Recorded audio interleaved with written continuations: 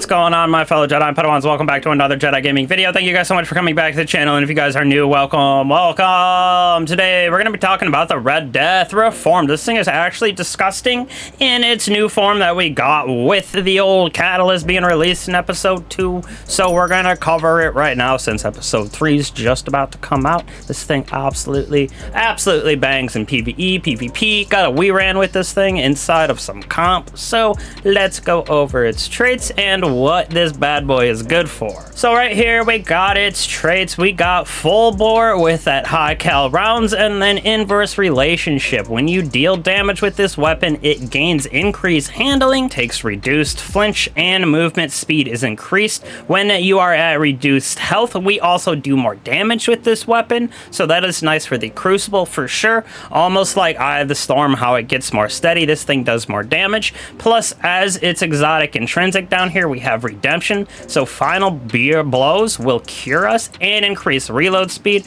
Reloading also cures those nearby allies, so this little bit right here is insane for keeping up that nice healing factor inside of both Crucible as well as PvE. Now we have the catalyst as well, so final blows with this weapon charge it up. When the weapon is charged, the next final blow creates a healing burst at your location that leaves some remnants, so us and our allies are getting some restoration. So on top of the cure that we're getting, we're also getting restoration with this. So in PvE, if you're continuously getting defeats with this weapon, you're going to get restoration ×2 for up to 15 seconds. So that is kind of wild in itself. Very hard to get defeated with that, especially since on top of that, final defeats are getting you cured proc because of its intrinsic trait with redemption, and you're dealing more damage when your health gets low. So it is a pretty cool little weapon that we got for the pulse rifle meta that we are in inside of Destiny 2. Hopefully we get some updates in the future and all that with the sandbox, because it is getting a little bit stale in my personal opinion at least. But since the catalyst came out with this thing, definitely got way better than it was just in its base form. That restoration is disgusting for sure inside of the PvE realm. I was using it especially on something like a solar build, that solar warlock or prismatic warlock with Heart of Flame, our new super. It's pretty wild the amount of healing that you can get, especially if you use like Speaker's Helm or something like that with the turrets and healing grenade. The restoration and cure is off the charts, so that in itself makes it even better. But you can throw it on subclasses that don't have any of that intrinsically, so Arc Stasis Void, something like that, it'll be able to give us restoration cure, which again will help us to stay alive in that end game. I really do like the combination that this thing has with the anti-barrier this season. On top of that, like I said, in general, the pulse rifle meta is here for a while and has been, and this thing definitely fits into that category. Very good for the PvP and PvE realm. I think I like it a little bit better inside of the Crucible, actually. I don't know why, just because there are other pulse rifles, and like I said, our subclasses intrinsically can give us cure and healing, so it's not as necessary inside of the PvE realm because there's other ways to get it quickly instead of like in the Crucible, a little harder to get those things to proc as consistently as it does with this weapon at least. So like I said, it is a very good weapon in the PvP realm. We did get a we ran with it. You can see in the gameplay we were in comp doing survival, I believe the game mode was, and we were just running through this team. It makes it so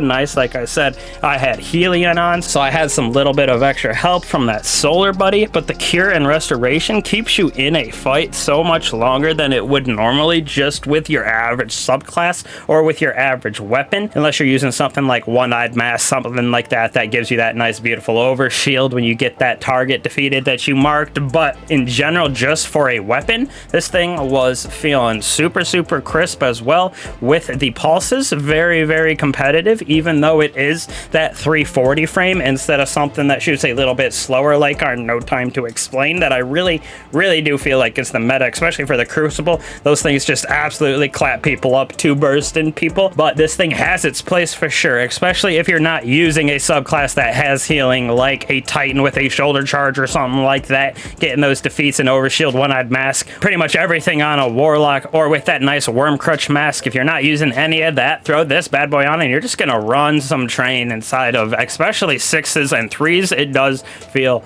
good as well. That is definitely why it's been one of the most used guns inside of the Crucible recently, and I do think that it feels really good inside of PvE, like I said on top of that. So for overall rating with the catalyst on this thing, I would probably give it a good A tier, high A tier for both PvP, PvE, mostly because of that cure and restoration that you can get to proc with it inside of its catalyst, as well as his intrinsic trait with that redemption. But overall, just if it didn't have, let's say, the restoration, the cure would be just enough as well to keep me kind of in the meta. But once it added that nice restoration in the catalyst, definitely put it over the edge, took it from like a C tier, just run-of-the-mill pulse rifle in my opinion, up to that A tier. So in my opinion, that's what I would throw it at, especially with the catalyst. We got a little bit left of this episode 3 and see where we go from here into our nice new act, but I'm not 100% sure what's going to go on with Destiny.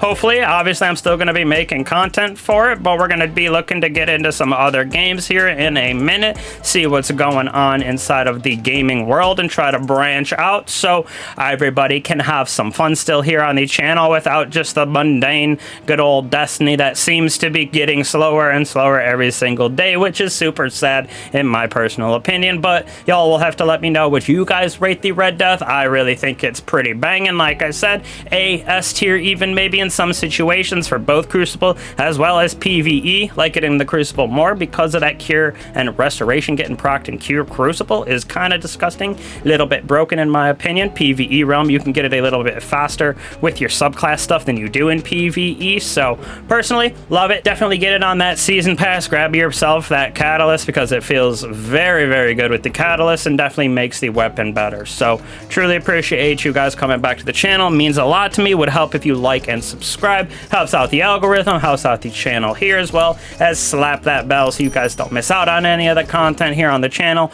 builds, as well as the weapon guys that we got, pulse rifle reviews, whatever it may be. Lots of new content coming just in general, not specifically from Destiny like I said, but a bunch of other things as well. Hopefully get a little bit of traction on some other games, so y'all will have to let me know what you guys want to see on top of that. But again, I appreciate all that support. I'll catch you in the next one. Peace.